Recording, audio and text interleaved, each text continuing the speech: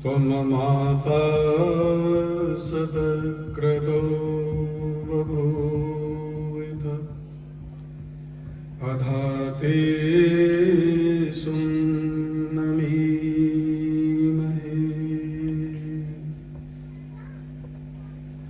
मंच पर उपस्थित पूज्य स्वामी जी महाराज, उपस्थित भद्र पुरुषों, वंदनीय मातृशक्ति, यह जो कार्यक्रम कल से चल रहा है और कल इसका समापन है, इस कार्यक्रम का शीर्षक है पर्यावरण शुद्धि महायज्ञ एवं वेद कथा। और हमारे गुरुदेव पूज्यपाद आचार्य वागीश जी इस आयोजन के मुख्य वक्ता हैं, जो अभी आने वाले हैं। अभी तक जब तक वो नहीं पहुंच पा रहे हैं, तब तक हम आपके बीच में वेद कथा के विषय में, वेदों के विषय में चर्चा करेंगे।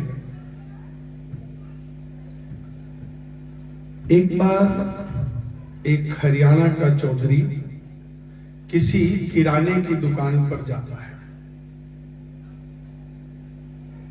और उस दुकानदार से कहता है, लाला जी, तुम्हारी दुकान में क्या है? तो लाला जी कहते हैं कि हमारी दुकान में सब कुछ है। तो उसने जेब से 2 रुपए निकाले और कहा, ये लो, 2 रुपए का सब कुछ दे दो। लाला जी ने सोचा, किससे पंगा ले लिया हमने, अब क्या करें? तो अपने पीछे, दुकान के पीछे जो गोदाम होता है, वहां गए और कनस्तर इधर से उधर खटपटाते रहे। सोचे थोड़ी देर में चला जाएगा, छुटकारा मिल जाएगा। लेकिन वो चौधरी जाने का नाम न ले, बार बार आवाज दे, और कितनी देर लगाओगे, लेकर के आओ। तो लाला जी ने कहा, ढूंढता हूं। तो चौधरी ने कहा, एक काम करना, 2 रुपए का ढूंढता हूं भी ले आ। अब क्या करें? एक उसके मन में आइडिया, थोड़ी सी मिट्टी ली, पुड़िया में उसको लपेटी और चौधरी को दे दी। चौधरी ने कहा, सब कुछ है? बोले हाँ है। तो पुड़िया खोली, बोले कहां, इसमें तो मिट्टी है। तो लाला जी ने कहा, ढूंढो तो सही। और बोला, जो ढूंढता हूं वो कहां है? बोला, वो भी इसी में, ढूंढो तो सही। आप मिट्टी में जब परिश्रम करते हैं, मेहनत करते हैं, तो इस धरती से सब कुछ हमको मिलता है।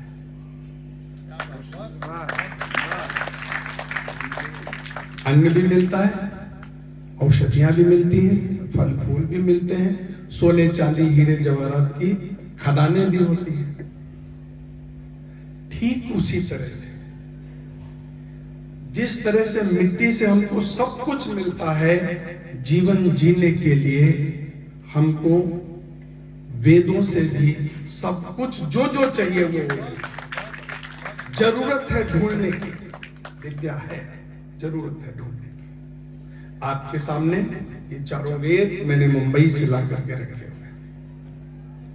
दुनिया का सारा ज्ञान विज्ञान इन वेदों के अंदर है, और जो इनमें है वो दुनिया में है, और जो इनमें नहीं है वो कहीं भी नहीं मिलेगा। आप एक तरफ 4 वेद रखे हुए हैं, दूसरी तरफ जितने मत, मजहब, पंथ, संप्रदाय और उनके जो मानने वाले, उनका जो प्रचार करने वाले धर्म गुरु हैं, उनको बिठा दीजिए और उनसे प्रश्न कीजिए। इस धरती पर जितने भी देश हैं, America, Italy, Japan, Germany, Pakistan, आदि आदि आदि, इस भूमंडल के हर देश में एक ऐसी विद्या है जिसके बिना काम नहीं चलता किसी का भी, और उसको गणित के नाम से जाना जाता है। बताइए कौन सा ऐसा देश है जिस देश में गणित ना पढ़ाई जाती? विनोद जी, सारी दुनिया के लोग गणित को पढ़ते हैं, किसी का काम इसके बिना नहीं चलता। और इस तरफ जो बैठे हुए लोग, जो अन्य मत मजहब पंथ संप्रदाय के और उनके धर्म ग्रंथ कुरान, बाइबल, गुरु ग्रंथ साहब, कबीर बीजक, जिंदावस्था, जितने भी धर्म हैं, उनसे आप प्रश्न करिए कि आप अपने इन ग्रंथों में से मुझे गणित पढ़ा करके बताओ। उनमें इतनी हिम्मत नहीं है कि उन ग्रंथों में से वो आपको गणित पढ़ा सके। फिर आपको क्या करना पड़ेगा? यदि आपको गणित पढ़ना है तो वेदों की तरफ आना पड़ेगा। इसलिए महर्षि स्वामी दयानंद सरस्वती ने एक नारा दिया था, सब सत्य विद्या और जो पदार्थ विद्या से जाने जाते हैं। लोगों ने आपत्ति की, स्वामी जी इसमें से यदि एक शब्द निकाल दिया जाए तो ज्यादा ठीक रहेगा। कौन सा? सत्य निकाल दिया जाए और आप इतना लिख दो, सब विद्या और जो पदार्थ विद्या से जाने जाते हैं, सत्य निकाल। स्वामी जी ने समझौता नहीं किया, फिर तो मतलब ही क्या? तो दुनिया के किसी भी धर्म ग्रंथ में आप गणित नहीं पढ़ सकते। और यदि आपको गणित की विद्या को पढ़ना है तो आपको वेदों के अंदर आना पड़ेगा। और एक वैदिक गणित के नाम से एक छोटी सी पुस्तक है जिसमें गणित के सारे फार्मूले, आइए मैं पढ़ाता हूँ। हमारे पास में यजुर्वेद रखा हुआ है। यजुर्वेद के 17वें अध्याय के पहले और दूसरे मंत्र को आप अभी यहीं पर निकाल करके देख लीजिए। उसमें गणित में जितनी संख्या है सब कुछ है, दावे के साथ में। और मैं कोई निरर्थक बात नहीं करता। दूसरी बात, इस दुनिया में एक ऐसा भी सब्जेक्ट है जिसको पढ़े बिना काम नहीं चलता, जिसको कहते हैं भूगोल। भूगोल तो सारे देश के लोग पढ़ते हैं, अन्य देशों के भी पूरी दुनिया में पढ़ाया जाता है। आप उनसे कहिए जितने भी धर्म ग्रंथ हैं कि इन धर्म ग्रंथों में से हमें भूगोल पढ़ा करके बताओ। आपको गुरु ग्रंथ साहब में भूगोल की शिक्षा नहीं मिलती, आपको बाइबल में भूगोल की चर्चा नहीं मिलेगी, आपको कुरान में नहीं मिलेगी, कबीर बीजक में नहीं मिलेगी, जिंदावस्था में नहीं मिलेगी। यदि आपको भूगोल की शिक्षा लेनी है तो आपको फिर यहीं पर आना पड़ेगा। और भूगोल को कहा इसीलिए जाता, भू माने पृथ्वी, गोल माने गोल, पृथ्वी गोल। लेकिन हमने वेदों की प्रणाली से दूर हो गए, भटक गए। और उसका परिणाम क्या हुआ कि जो मन में आया वो पढ़ाने लगे। एक टीचर स्कूल में ये पढ़ाता है, भूगोल पढ़ाते हुए अपने बच्चों को कहता है कि पृथ्वी सूरज से 13 लाख गुना बड़ी है। सूरज पृथ्वी से 13 लाख गुना बड़ा है। ठीक, स्कूल में वो बच्चों को पढ़ा रहा है। और जैसे ही वो पीरियड समाप्त हुआ, और इत्तेफाक से शायद शनिवार का दिन था, हमारे महाराष्ट्र में तो मंगलवार वाले दिन हनुमान जी की पूजा होती है। अनिल भाई साहब, यहाँ शायद शनिवार को ही पूछते हैं ना, मंदिर में जाते हैं। शनिवार में हनुमान जी के मंदिर में जाता है और आरती करता है, और क्या कहता है? बाल समय रवि भक्त चलियो तब तीनों लोग भयो अंधियार। और इस तरह से कई लानों का वो समाप्त हो जाता है। देवन आए करी गिनती तब छाड़ दियो रवि कष्ट निवारो, को नहीं जानत है जग में कब संकट मोचन नाम तुम्हारा। वही टीचर जो स्कूल में पढ़ा रहा था कि सूरज पृथ्वी से 13 लाख गुना बड़ा है, और मंदिर में जाकर के वो कह रहा है कि हनुमान जी ने सूरज को अपने मुंह में रख लिया।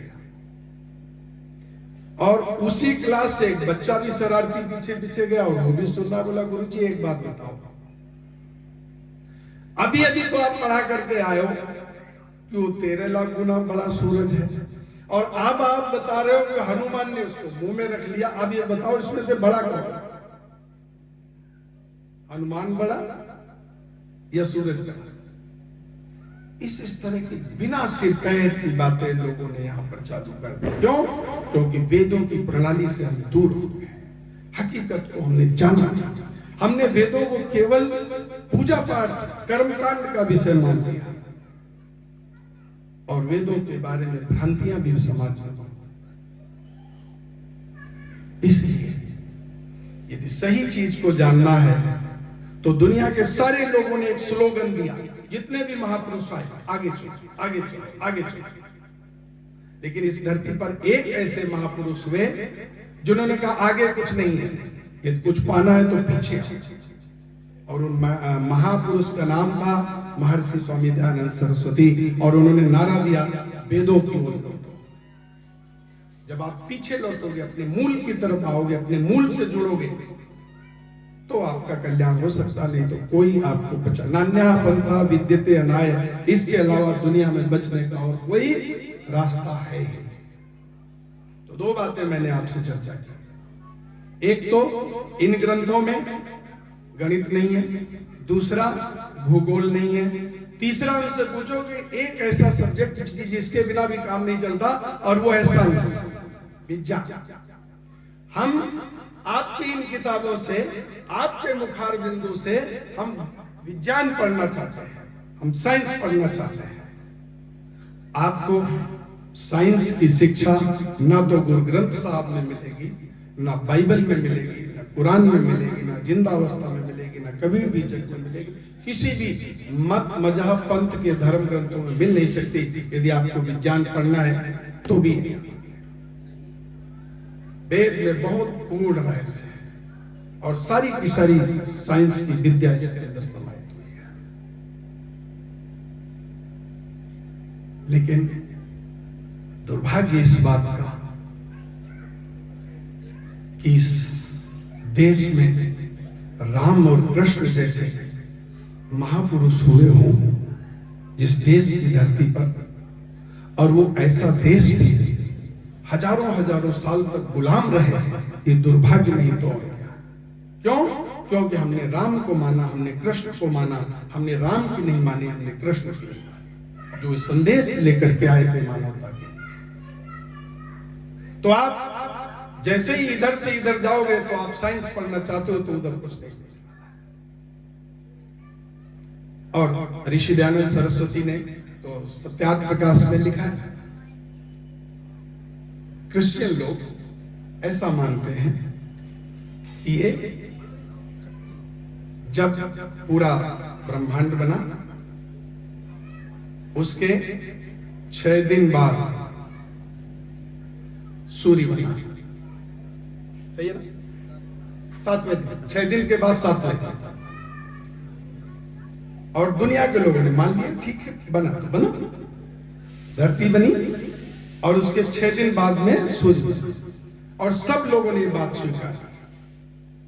लेकिन एक ऐसे महामानव हुए इस धरती पर जिनका आप पीछे चित्र देख रहे हैं, महर्षि स्वामी दयानंद सरस्वती, उन्होंने प्रश्न किया, चलो मैं मान लेता हूं, लेकिन एक बात बताओ, जब 6 दिन तक सूर्य निकला ही नहीं तो तुमने दिन कैसे गिने? दिन कैसे गिने? और एक और पश्चिम के बहुत अच्छे दार्शनिक हुए जिनको गैलीलियो के नाम से जाना जाता है। उन्होंने वेदों को पढ़ा और वेदों को पढ़ने के बाद में फिर अपने ही लोगों से कहा कि भाई जो तुम इसमें बाइबल में चर्चा करते हो कि ये पृथ्वी चपटी हुई है, ऐसा नहीं है, ये पृथ्वी चपटी हुई नहीं है, पृथ्वी गोल है। इसीलिए हमने अभी बताया कि भूगोल का मतलब ही होता है कि पृथ्वी। तो वहां के लोग हठी और दुराग्रही, वो मानने को तैयार नहीं। उन्होंने कहा तुम्हारी समझ में आ गया ना? बोले हाँ मैंने पढ़ा है, मेरी समझ में आ गया। बोले तो चुप बैठो, बोलो मत। क्यों? क्योंकि उसके बोलने से वो और उनके धर्म ग्रंथ झूठे होते थे, वेद की बात। और एक समय ऐसा आया ऋषि दयानंद सरस्वती जी के बाद में कि अन्य मत मजहब वाले लोगों ने जब ऋषि को सुना, जाना, तो अपने धर्म ग्रंथों में बहुत सारी चीजों को, जो अनर्गल बातें थी, वो हटा करके बाहर कर दी। लेकिन उसने कहा कि मैंने वेद पढ़ा इसलिए सत्य को सत्य कहूंगा, मैं तुम्हारे कहने से चुप रहने वाला नहीं हूं, उसका परिणाम ये हुआ कि उन लोगों ने उसको मार दिया। क्यों? क्योंकि सत्य सुनना चाहते थे। और इस धरती पर जितने भी बड़े बड़े महापुरुष हुए और जिन्होंने भी समाज सुधार का काम करने की कोशिश की, उनमें से ज्यादातर लोगों को यही हाल है। क्यों? क्योंकि हम सत्य सुनना स्वीकार नहीं करते। सत्य हमारा डाइजेशन खराब है, हम हजम नहीं कर पाते सत्य बात। इटली के अंदर एक और महिला हुई जिसका नाम था हाइपेशिया। उसने एक बात कही, उसने कहा कि मैंने वेदों के आधार पर आसमान में जितने भी नक्षत्र हैं, तारे हैं, जो भी एक्टिविटीज हैं, उन सब के विषय में बारीकी से जानकारी दी है। और मैं इस निष्कर्ष पर पहुंची हूं कि जितने छोटे छोटे ग्रह उपग्रह हैं वो अपने से बड़े ग्रहों का चक्कर लगाते हैं।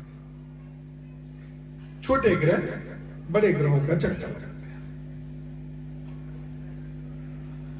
तो फिर उसका विरोध हुआ वहां पर,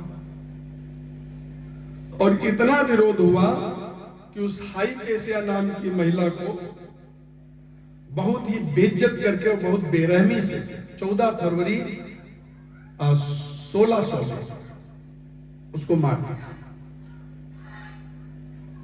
तो आप जितने भी वेद के अलावा तथाकथित धर्म ग्रंथ हैं, उसमें ना तो आपको भूगोल मिलेगी, ना आपको उसमें मैथ मिलेगा, ना आपको उसमें साइंस मिलेगा।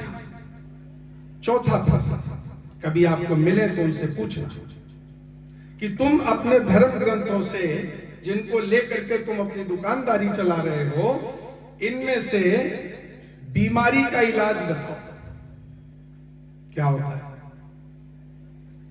किसी भी ग्रंथ में बीमारी का इलाज नहीं मिलेगा, हमारे पास में है, और हमने इसमें से आयुर्वेद का ज्ञान दुनिया को दिया है। और आयुर्वेद के अंदर कौन सी औषधि किस प्रदेश में होती है, उसकी पत्ती कैसी होती है, उसका आकार क्या होता है, उसका प्रकार क्या होता है, उसकी बनाने का तरीका कैसा होता है, किस मर्ज में कितनी मात्रा में देने पर लाभ होता है, सारा का सारा। तो यदि आपको इलाज चाहिए तो भी आपको वेद के पास में आना पड़ेगा, भटकने की जरूरत नहीं है। तो उन ग्रंथों में आपको इलाज का कोई समाधान नहीं मिलेगा, आयुर्वेद के पास में। और इस समय धरती पर जितनी भी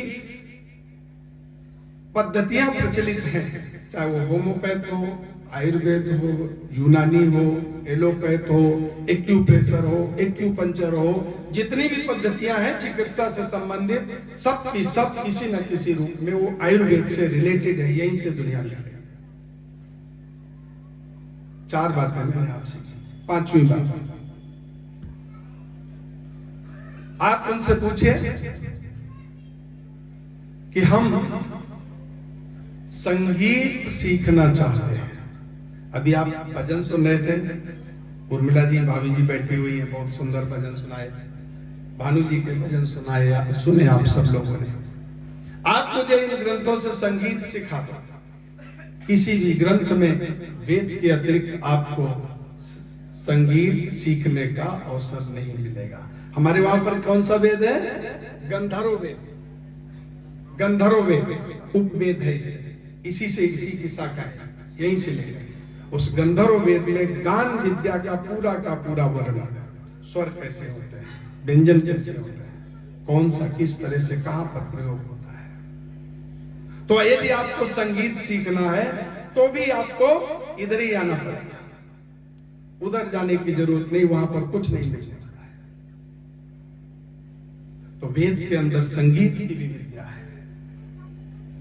और छठा प्रश्न आप उनसे करिए कि भाई मकान बनाने की पद्धति हम सीखना चाहते हैं,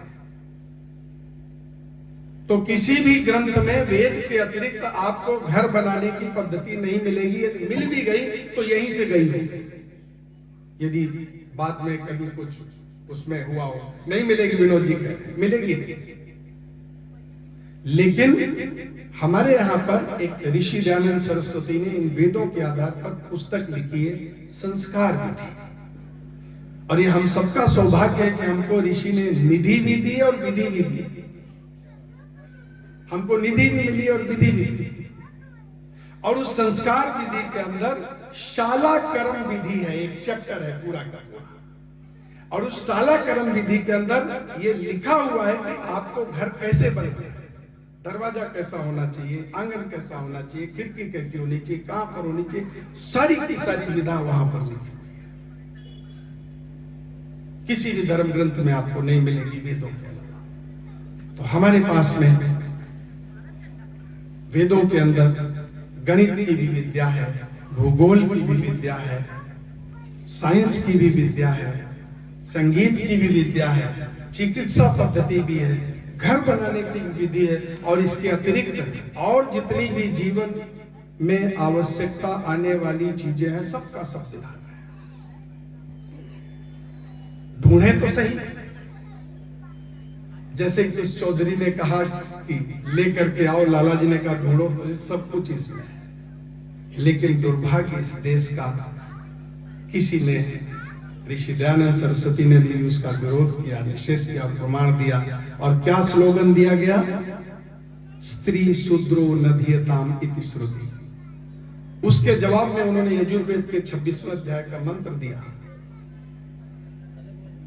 और वहीं से सब गड़बड़ चल जाता कि इनको वेदों से दूर रहना चाहिए। और जिस दिन ये नियम इस धरती पर आया, स्त्रियों को और शूद्रों को वेदों से दूर रहना चाहिए, पढ़ना नहीं चाहिए, सुनना नहीं चाहिए, आधी आबादी को वेदों से दूर कर दिया। और बचे कितने? आधे। और उस आधे में से भी जो क्षत्रिय लोग थे, योद्धा थे, सूरमा थे, उनसे कहा ये तो तुम छोड़ दो, ये तुम्हारा काम नहीं है, ये तो हम देख लेंगे, तुम तो लड़ाई करो, पहलवानी करो, घी दूध देखो, दंड बैठक लगाओ, ये हमारा काम है। फिर कितने बचे? 37.5%। उसके बाद में दूसरा नंबर आया वैश्यों का, व्यापारियों का। बोले तुम तो 2 के 4 कैसे बने वो देखो, कपड़ा नापते नापते मीटर को कैसे घुमाना है वो तुम्हारा काम है, मिलावट कैसे करनी वो देखो, ये हम संभाल लेंगे। 37.5 में से 12.5 और निकाल दो, कितने बचे विनोद जी? समथिंग नहीं, साढ़े हाँ। अब बचे कितने? 24, 24.5। भाई गणित हमारा कमजोर है, आप लोग संभाल लें। फिर उसमें से 4, एक तो महिलाओं को जब अलग किया गया वेदों की शिक्षा से तो 50% रह गई।